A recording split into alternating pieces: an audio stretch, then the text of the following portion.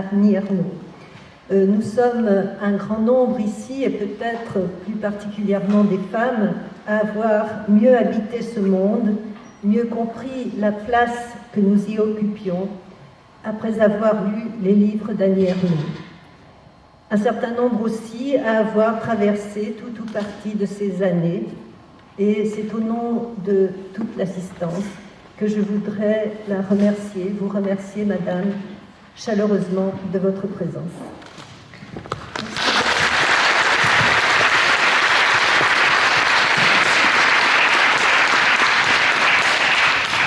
Et j'avais promis de venir, vous savez bien, et pour rien au monde, je n'aurais manqué à ma promesse. Voilà, une belle fidélité, merci.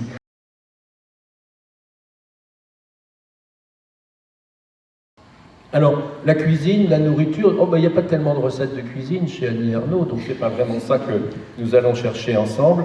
Mais en même temps, cette nourriture et cette cuisine est présente dès le début.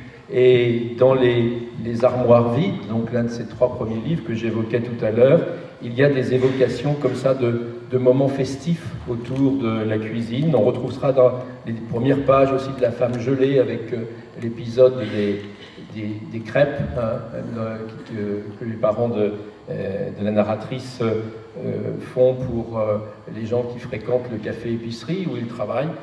Et peut-être qu'on pourrait s'arrêter un petit instant, Annie, sur ces moments d'enfance qui sont très liés à des plaisirs de l'ordre de la découverte jouissive, des goûts, des couleurs, des textures. Un mot à ce sujet ? Oui, c'est vrai que dans les armoires vides, pour justement exprimer ce goût de la vie, de la petite fille que j'ai été sous le nom de Denise Le Sur, puisque les armoires vides se présentent comme un roman. Et c'était évidemment à travers les saveurs gustatives et la liberté, cette liberté, mais cette abondance aussi, que j'ai trouvée, parce que je crois que c'est là qu'il faut en venir, c'est que je suis née, mais vraiment dans la nourriture. Je suis née dans une épicerie. Et j'étais au cœur, évidemment, non pas de la cuisine, mais de tous les ingrédients qui vont participer à l'élaboration de la cuisine. Votre enfance était au milieu d'une grande richesse, une richesse de matières, de produits dans lesquels vous cuisiez. Mais en même temps, dans ces repas que vous évoquez, ceux que vous découvrez, ceux que vous répétez dans les premiers repas, j'ai repris ici les passages dans les années, c'est qu'il y a aussi un temps qui a eu lieu avant, qui a été le temps des privations. Oui. Vous écrivez, racontez l'hiver 40, on racontait dans ce repas, on racontait l'hiver 42, glacial, la faim et le rutabaga, le ravitaillement et les bons de tabac. Ou bien, un peu plus tard, dans la polyphonie bruyante des repas de fête, les voix transmettaient un héritage de pauvreté et de privation. Et encore, dans un autre repas, une décennie plus tard, au milieu des années 50, les souvenirs des privations de l'occupation et des enfances paysannes se rejoignaient dans un passé révolu. Et c'est au moment où on fait le repas de fête, où on fait bombance, qu'on ça rappelle qu'on a manqué. C'est très juste, effectivement, il y avait toujours ce rappel des années noires, de la pauvreté aussi,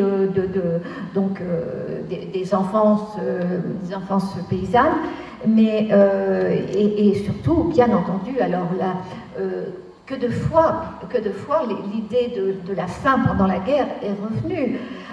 C'était un leitmotiv. On n'avait rien, on ne mangeait pas. Alors le rituel de la gamme, mais j'aurais pu évidemment allonger à l'infini ce passage sur les privations. Donc je peux donner un exemple ici. C'était un tel qui disait: je partais travailler avec une tartine de moutarde.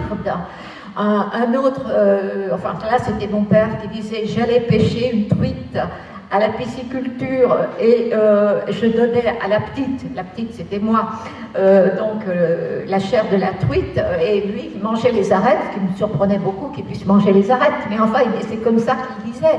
Et tout le monde avait une anecdote, tout le monde avait un exemple vraiment de la faim et des restrictions, également comment ils se débrouillaient pour avoir. Mais ça nourrissait les repas, ces repas où là déjà on avait beaucoup plus, on avait à manger, ça nourrissait les conversations d'une manière absolument extraordinaire.